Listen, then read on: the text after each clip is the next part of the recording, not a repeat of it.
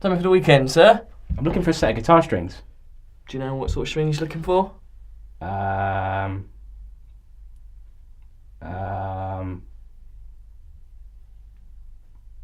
welcome to 15minuteguitar.com. This is Kane. Hello. And as normal, I'm Rich. In this video, we're going to try and sort of demystify buying guitar strings. In the comedy sketch at the beginning, you've probably all been there. You walked into a guitar store, you're presented with a wall of strings. You're staring at them for a little while, and you go up to the counter very nervously, and you say to the assistant, "I'm looking for some strings," and they probably sort of look at you, maybe laugh under their breath, and sort of think, "Actually, there's a wall full of strings. Which one should you go for?" So all we're going to talk about really is the different types of strings and what might suit you as a player. Okay, so if you're a beginner player, what you might be looking at. If you're more advanced and stuff, or depends what style you play. We're going to talk about different styles and what strings would suit you best. So should we crack straight on with the video? Yeah. So, looking at the strings, Mm-hmm. this is basically the Ernie Ball range of strings. Not the acoustic ones, but we'll do that in a separate video. But these are the electric strings.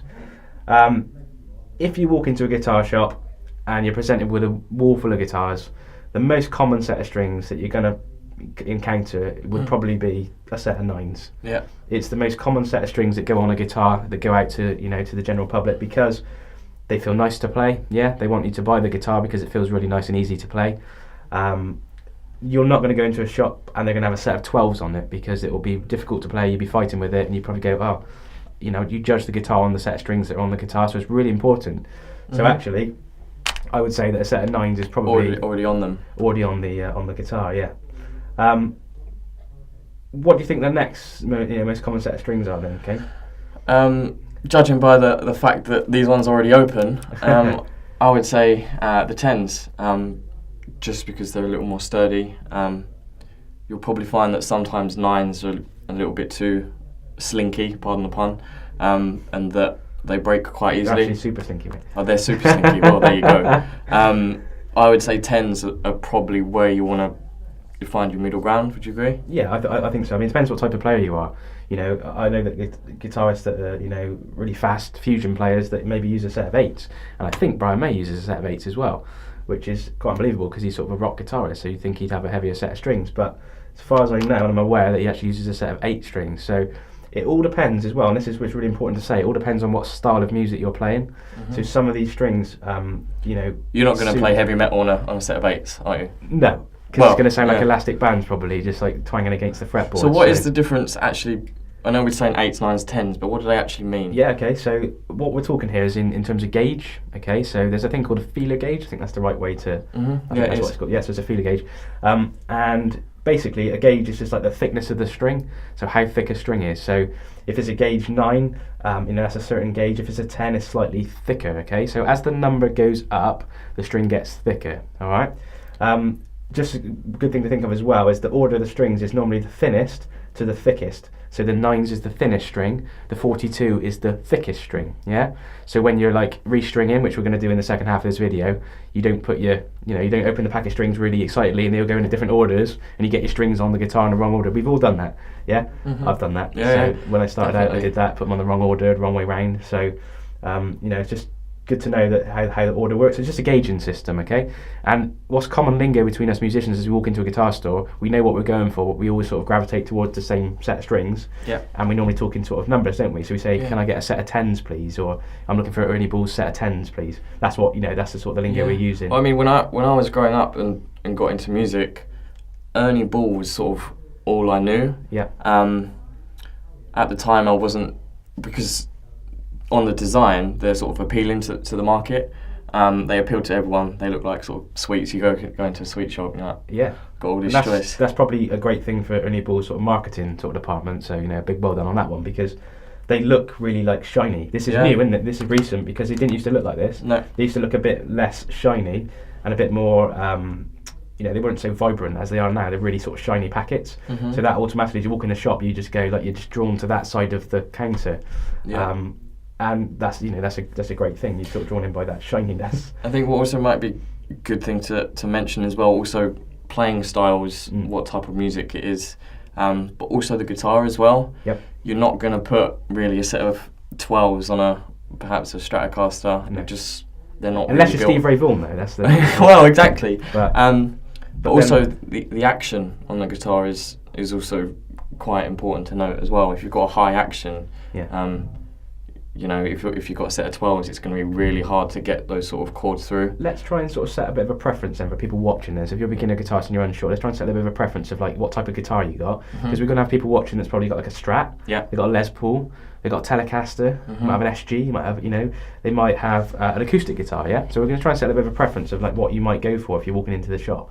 So if I was walking into the shop and I've got a Stratocaster, Fender Strat, what do you think I might be heading towards? What sort of strings do you think I might be going towards? Probably the regular Slinky 10s, or perhaps the Super Set of Slinky nines, 9s. okay. And we keep just to mention as well, we keep missing out these ones in the middle. Yeah. What these are, these hybrid slinkies in the skinny top and heavy bottoms, they're a bit of a custom set of strings. So they're sort of a mixture of like a 9 and maybe a 9 and a 10. So you've got like a mixture of the gauges in between. So the skinny top and a heavy bottom just means that you've got a heavier like low E string and a thicker high E string as well. Yeah. So that's sort of the deal with it. So because you might be one of those guitarists that always seem to break the high E string. You might be that sort of guitarist, so you might be looking at a skinny top, heavy bottom, or Or something the like G string going out of tune, very common. Yeah. So Is all the material the same on these strings up the top? no. So that's the other thing is. All the ones on the top here, yes, they are all nickel wound, okay? So the top ones are probably where you're going to start. If you're a beginner guitarist, I would start at the top with the nickel wound ones. Start here, I would say, unless you, I don't know, maybe you're just quite weak fingers or whatever, maybe you might want to try, a set of 8s. It all depends on style you play as well, because I know some amazing guitarists that use a set of 8s. So I'm not trying to say that if you've got weak fingers... But it could be a good starting place that for a beginner guitarist, you're not going to have that initial finger strength.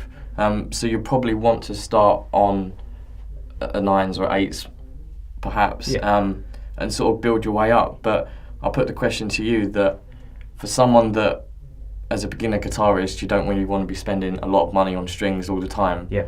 If you were to pick one go-to string, what would it be? Well, for me, after years of trying strings, like I went from here, because that was, as I said, as you walk into a guitar shop, that's what the guitars are set up with, okay, so it's a good place to start.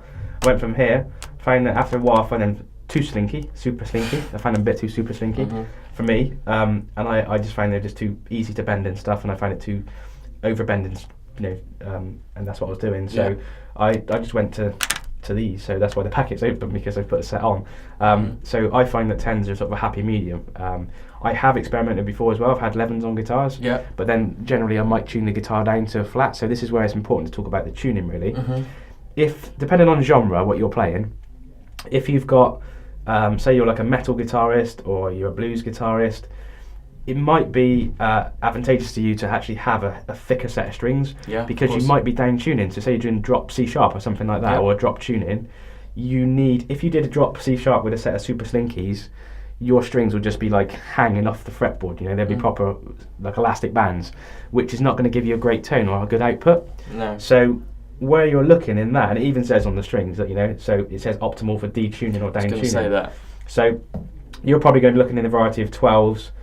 These are a set of 11s, but you're going to be looking in a set of 11 or 12s, because you can down tune to, E flat for, or for E flat maybe for a set of 11s, maybe down to E flat, and then maybe even drop lower than that, or open D tuning or whatever. You might go for a set of heavier strings, so you still get that same feel across all of your guitars. You might have a couple of guitars, and just going back, I know we're sort of going around in a bit of a circle, but going back to what we said about the guitars, about the preference of guitars, you've said about the Strat maybe have it coming with a set of 9s or 10s. A Les Paul commonly is either a set of 10s. I think Les Paul's come out of the factory with a set of 10s on it, Gibson set of 10s. And then what's common for most guitarists, or a lot of guitarists, they might tune, like Slash for instance, uses a set of gauge 11s, but he'll tune down to E flat. So his strings will feel a bit slacker, but he's using a heavier set of strings. If he used a set of 9s and tuned down to E flat, it wouldn't. It just would feel too. It would feel too sort of too slinky. On what the about fingers. in terms of tonality then? Because obviously the most tone you're going to get is from the guitar itself, but I think strings actually have a more impact than people realise. So what is the difference in terms of the way it feels and and things like that. So yeah, a lot of it as well. It was a really good point to hit on the head there. Is that actually it's how it feels under the fingers. Yeah. Some of these strings, and as we go up here, this is sort of like maybe an order. Because these ones are sort of quite advanced in terms of not your average sort of Joe in terms of strings. Well, they're more. These are a bit more expensive this end. So Mm-hmm. this end of the spectrum. So the coated slinkies and the cobalt. This is just different types of material that are used to. The common material on strings is probably nickel or steel. Yeah. You know, that's a common sort of very. And you've got your plain and unwound strings as well. You've got the unwound strings. So there's so much choice. That is the thing. That's what we're trying to say. So much choice. But we're trying to just say to you, try a couple of sets out. But do bear in mind, if you are a nines user and you bought your guitar in the shop with a set of nines on it, your Fender Strat, lovely Fender Strat with a set of nines on it, just bear in mind you're not going to be able to go whack a set of 11s or 12s on it, yeah? Because it's going to be set up to a 9. So advice on that would be, once you've got a guitar, get someone to set it up to how you want it to be done. And also, just another bit of advice that I found as well, like, if you buy a brand new guitar in the shop, you don't know how long that guitar's been sat on the wall hanging around there. You don't know how many hundreds of people picked that guitar up and played. How old are those strings? The first thing you should really do when you get a new guitar, get a new set of strings. Get a new set of strings. And generally, if you go to a good, reputable shop for that, they might even chuck in a set of strings and say, "Here you go, mate. What gauge do you use?" "Oh, I think I use a set of 9s, whatever on that." And then they're chucking a pack of strings to put on. That should be the first task, really, because the guitar's probably been sat there for a long time. The strings are not going to intonate very well. You want to get a new set of strings on there. So something we haven't touched on actually is how often you should change them. I think because obviously you've got two sort of reasons why you would recording and playing live. Yep. And if you snap one. And if you snap one, of course. Playing at home, you can have a little more sort of flexibility on whether you want to change them or not. Some people really prefer the sound of old strings. Yeah. For playing live, I would suggest once every couple of gigs. Yeah, I mean, it depends on, as you said earlier, it depends on what your budget is. Mm-hmm. I like to change my strings pretty much every gig or every other gig, and you might go, "What? That's ridiculous." But I love the sound of a brand new set of strings, that real sort of brightness to them. But every guitarist hate that. Like bassists, for instance, they don't want a bright, twangy sound. Some of them they prefer the dull sound. Dullness, yeah. And you don't want that. But I love that. That's what I really love. And you might not like that. So I change my strings, and it seems a bit excessive, but I change my strings like probably every gig or every other gig, because I want that really bright, twangy sound of a new set of strings. Yes, it's expensive. It can start adding up. But if it's your job, you've got to have them. Yeah. Especially spares. I mean, I record guitar sort of weekly, but if I'm doing a song or an album, I want a new set of strings on my guitars just because they sound so bright. And with dull strings, they're going to get lost in the mix really easily. I would probably say, just to let you know as well, that Kane's a producer, so Kane sort of produces music on a sort of weekly basis, and he's dealing with guitarists and musicians and stuff. So, he's probably going to notice if someone walks into the studio with a set of strings that have been on a guitar for about 10 years. He might even. It happens. It does happen, and people don't think that strings are so important. And the right strings for the right guitars and the right genre as well. Yeah, it's really important. So just to round it up as well, because we didn't get very much onto these ones. I said this is a bit more the expensive end of the spectrum. Some of these packs of strings probably cost about £14-15 a packet. However, something like this, because the most annoying thing for buying a pack of strings is the fact that if you snap them, sometimes it's down to the fact that the guitar's not set up very well, and that's the reason why it snaps. Sometimes it's down to the fact that the strings are actually dead. They've been on there for a long period of time, and they're just going to give. It's just going to snap at some point. These, however, if you want to spend a bit more money, only bought amazingly Paradigm strings. These are quite new. They're apparently unbreakable, so break resistant, which is amazing claim to put on a set of strings. And I've seen videos of people like Slash, Paul Gilbert trying to break these strings, and they've not managed to do it. So I'd be interested to gig these for a very long period of time and just see how they perform, and if they do actually snap. But that's an amazing thing. So if you want to spend a bit more money and spend say £14-15 a packet for these, it comes with a warranty that actually if you break it, I think it's in 90 days. 90 days. If you break them in 90 days, then from actual proper use, not from like actually trying to break the string by pulling it against the fretboard, but from general use, if you break them, then you'll get them replaced by your new board, which is an amazing thing to put on a set of strings. And these are just, as I said, cobalt's just a different type of metal, so nickel's another type of metal, so it's just different type of metal, so it will give a different sound. Some of these say higher output, so if you had like a Strat or something with a really low output, then you might want a bit higher output, and a way of doing that, instead of spending like a couple of £100 on a new set of pickups, Yeah. you might try first of all to put a different set of strings on it, okay? To just build that sort of, build the output, try and bring the output up a little bit. So literally, we've just like brushed upon, the surface of what strings, are available on the market. There's so many to choose from, and we just wanted to just clear up a few things. We get so many of our students that we teach and stuff asking us all the time, like, what strings do you use? And and they don't want to walk into a guitar shop, and no one wants to look like an idiot and walk in and say, I want a set of strings, and then this person says to you, which ones do you want of this whole wall of strings? What do you want? So, and over years you'll get a preference. As I said, I use these now quite regularly. I'm quite interested in trying these out to see how they do, how they perform. But that's the ones I normally use. I know you use these as well, is it? Yeah. Yeah. So I think you narrow it down to 3 things: the brand, Yeah. the material, and the size of the string. Yeah. Also as well, a huge thanks to Strings and Things. This Yes. video wouldn't have been possible without them. Yeah.